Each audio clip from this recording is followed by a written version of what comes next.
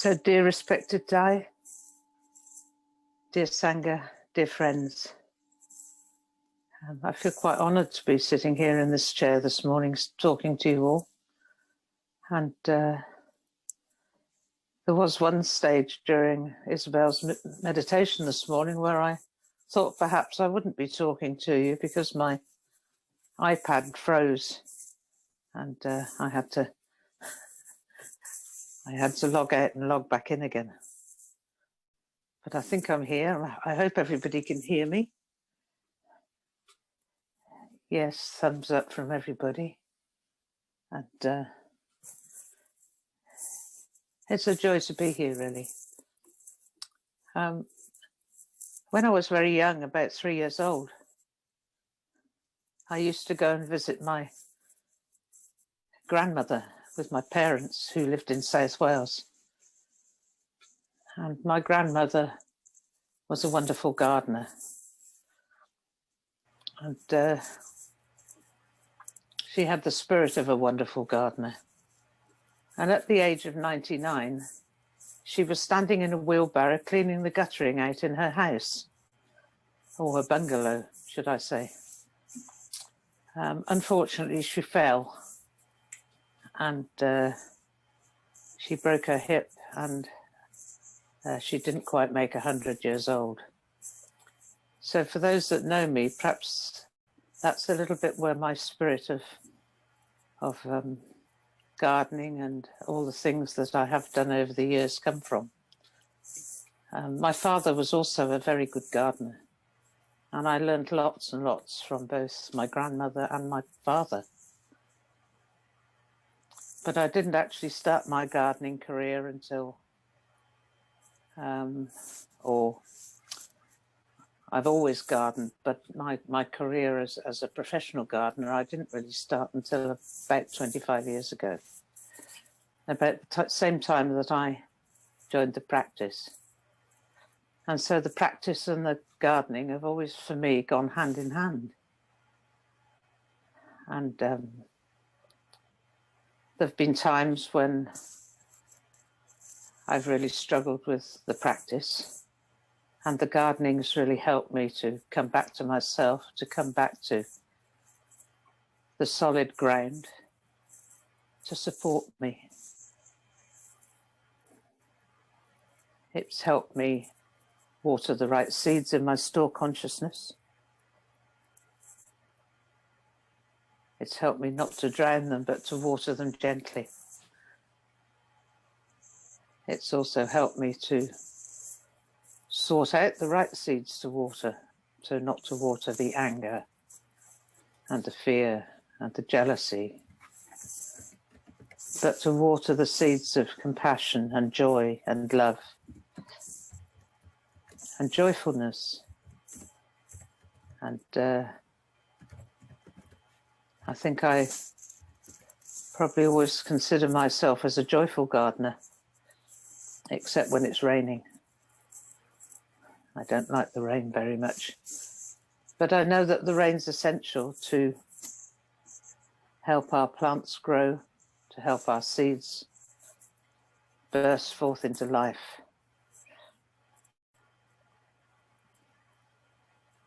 And I think this winter has been, for me, it's been a very difficult time in the garden because it's been so wet.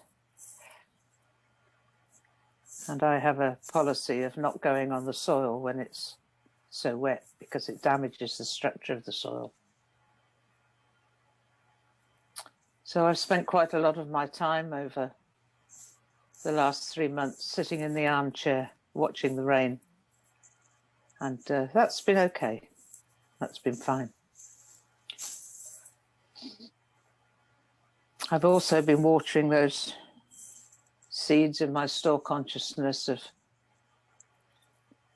compassion, understanding,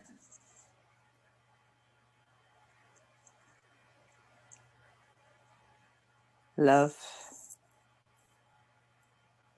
and really trying to take care of myself and my partner. during what has been the most difficult time for all of us, I think. I'm glad to report that I had my jab yesterday, which may mean I'm over 70. Yes, I am over 70. So I feel quite joyful about that. It's a big relief to have started on that path of hopefully helping the country and everybody get out of lockdown. So Isabelle and I, between us, have concocted a few questions that we're going to ask each other, and our Dharma Talk will be on our answers, really. We've also put together a couple of questions which Kesley and Josh and Anna will put in the chat for you when you go into your Dharma sharing groups. And so, Isabelle, if you're ready, thumbs up. I'm going to ask Isabelle the first question, which is, how is spiritual practice like gardening? I think that was the question. Oh, so, no, I'm sorry, it's not. Got the wrong one. Sorry, Isabelle. What is it about physical gardening that aids your spiritual practice? I hand over to Isabelle.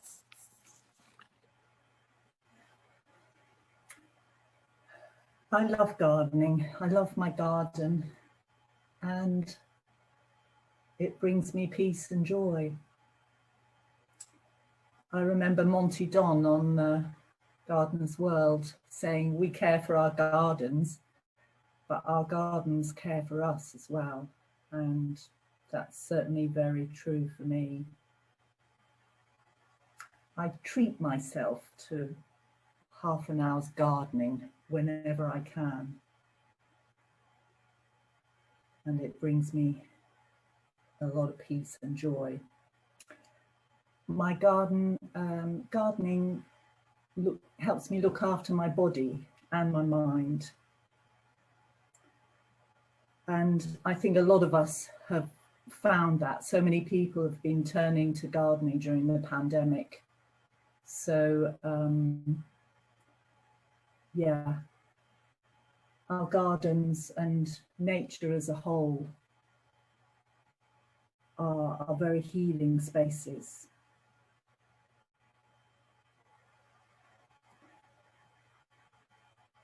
If I feel confused, then I go and sit on my garden bench and I ask my garden, especially the tree at the end of my garden, I ask it what to do. But just as sometimes when I practice, when I meditate, I ask the Buddha what to do. And it suddenly struck me that Buddha nature is everywhere. So Buddha and nature, I think, are very connected. Anyway, I sit on my garden bench and I say, what should I do? And my garden answers me, often in very unexpected ways, but usually it says, everything's fine, just relax. You don't need to do anything. Everything is just as it should be. So my garden slows me down, brings me back to my body, and teaches me so much. I grow vegetables, and I just enjoy it so much. I enjoy everything about sowing seeds and seeing the things grow or not, as the case may be, and then harvesting and eating the products. And so my garden very much is with me, and I feel very connected to it. It teaches me how everything is connected, and even the bugs, the snails and the slugs, they all have their place. And if I took all the slugs out of my garden, I might not have so many birds. So everything has its place. And everything is being born and everything is dying all the time in the garden. It's just so evident. So impermanence is so evident. And I love the way all the processes in the garden are slow and organic.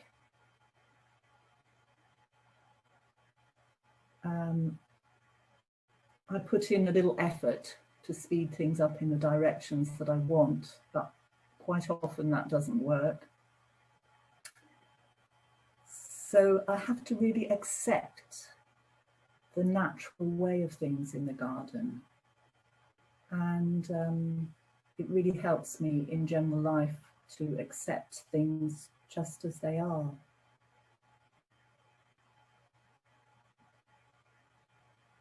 A bit like walking the path of practice. It's a slow process, and you kind of can't force things in the way that nature hadn't intended.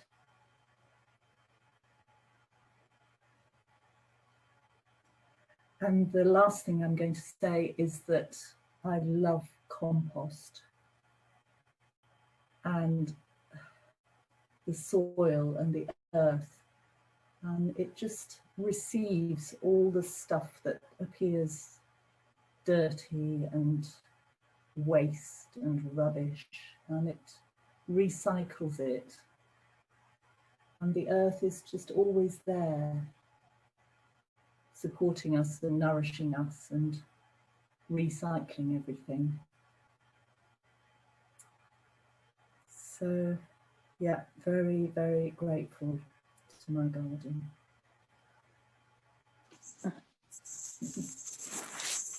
Thank you, Isabelle.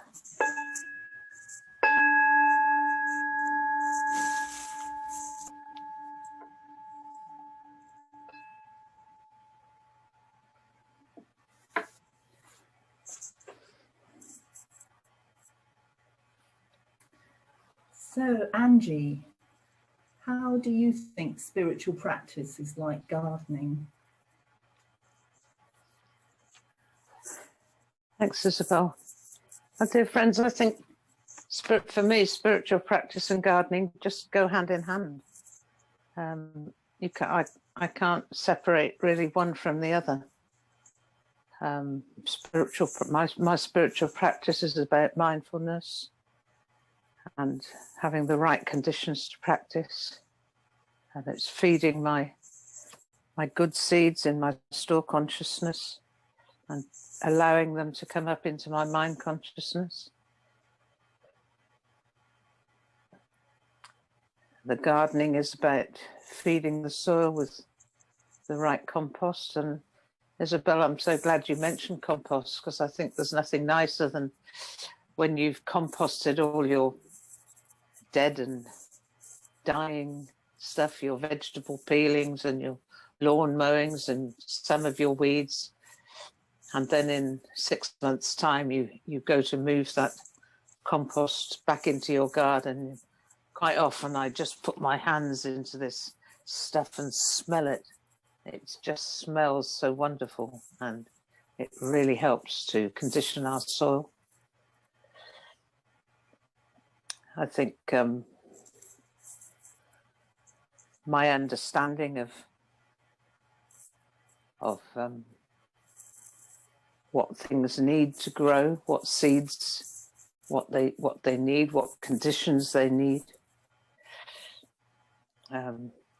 Like I don't plant tomatoes in the outside beds in February because I know that they won't survive.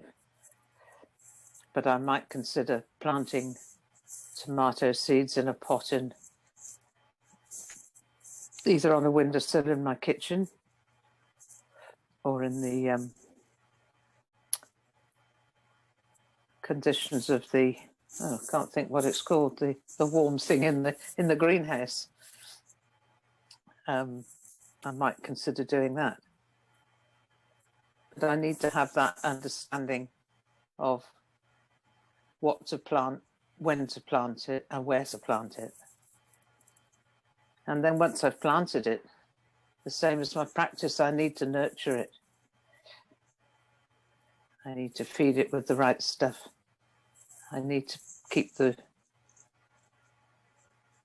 little seedlings free of weeds that are going to overcome them. So I need, at my spiritual practice, I need to give the garden constant attention. Gardening isn't a one-off thing.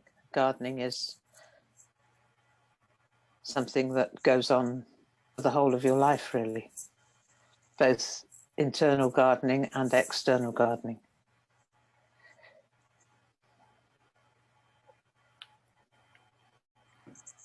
So we try not to allow the bad seeds to germinate. And when I say the bad seeds, I mean things like bindweed. We need to constantly dig our bindweed, and eventually we'll get rid of it. I remember my father having bindweed in our garden when I was a child in Worcestershire, and every year he'd say he was going to go and find all the little bits of bindweed that had started coming up in the spring. And every year a few more little bits came up because maybe he'd missed a bit or broken a bit off. So we just need to make sure that we can keep our gardens in good health and not allow them to be overrun with, I'm going to say, bindweed. But then if you have a beautiful thistle, quite often it's good to leave it if it's in a place where you can leave it, because in the winter the birds will feed on it. The goldfinches love thistles, and they come and they take the seeds, and yeah, so it's quite good. And that's but then if we have our own thistles in our own practice, we just need to take really good care of them and try not to water them.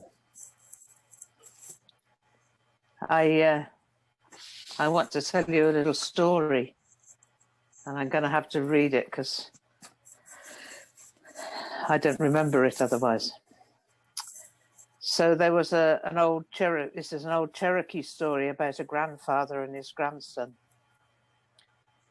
And the old man says to his grandson, "My son, there is a battle that goes on inside each of us between two wolves.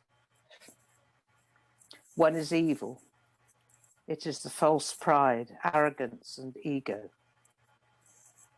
It is the anger, the jealousy, the rage, the ill will towards others, the hatred and the greed. The other is the wolf of love, compassion, understanding, concern for others, generosity, truth." The grandson reflects on this for a little while and then says, "Grandad, which one wins?" To which the grandfather replies, "The one you feed."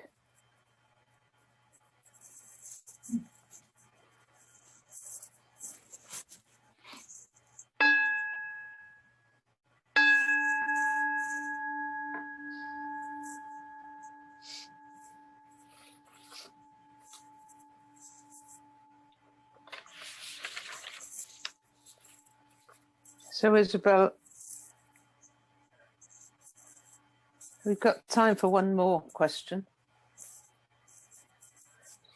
Would you like to answer this one, or do you want to ask me one? It's how do you water your own flowers in your daily life?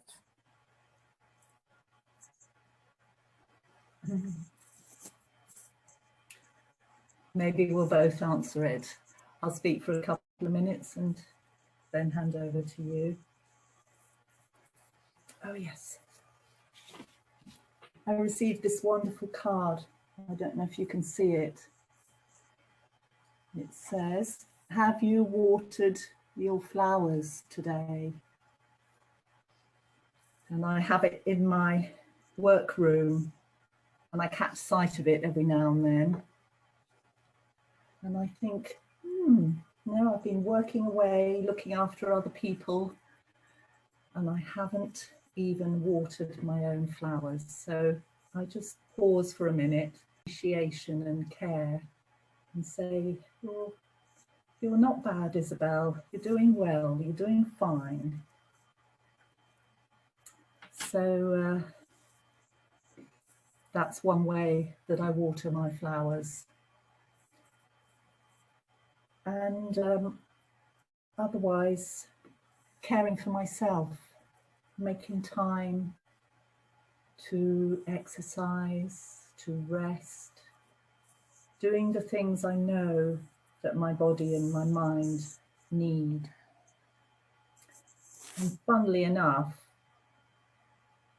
it also includes looking after my compost, because I know that if I don't cultivate my compost and my suffering and use Ty's wonderful suggestion of embracing my suffering and listening to it, if I don't cultivate that compost, then I can't have the real peace and joy and happiness and grow the flowers in my life. So making time and space to look after my compost, I have discovered is really important for growing beautiful flowers. Thanks, Isabelle. Yes, I absolutely agree to look after your compost, because if you don't look after your compost, you have nothing to feed on. And for me, I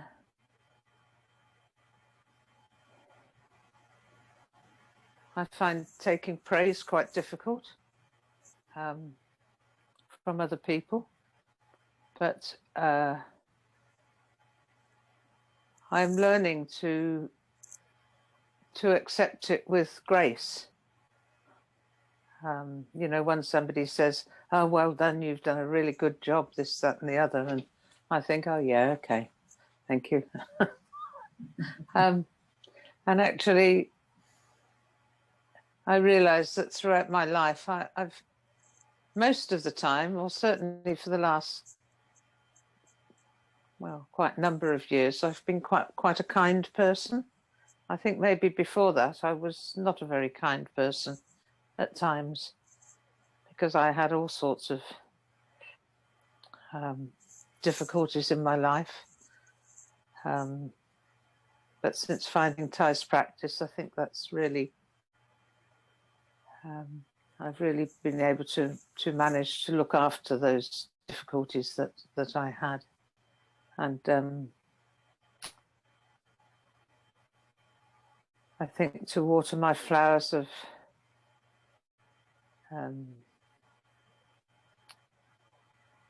peacefulness and joy, I find quite easy these days. And to offer myself things like nice food that I grow, nice meals, a comfortable home, wonderful walks with the dog. And yeah, that's how I nurture myself. So thank you all, and we'll go into our Dharma sharing groups. But thank you all for being there, and we'll just have Angie, the sound of the bell. Sorry, Isabelle, yeah. Could you just present the 2 questions we'd like? Oh, yeah. Yeah. Kesley's going to put these in the chat. And the 2 questions are, how do you water your own flowers in your daily life? And the second question is, how do you manage the weeds, the negative feelings that arise? So Kesley, put those in your chat, and when you're ready, Kesley. Thank you. Oh, we're going to have a sound of the bell, won't we?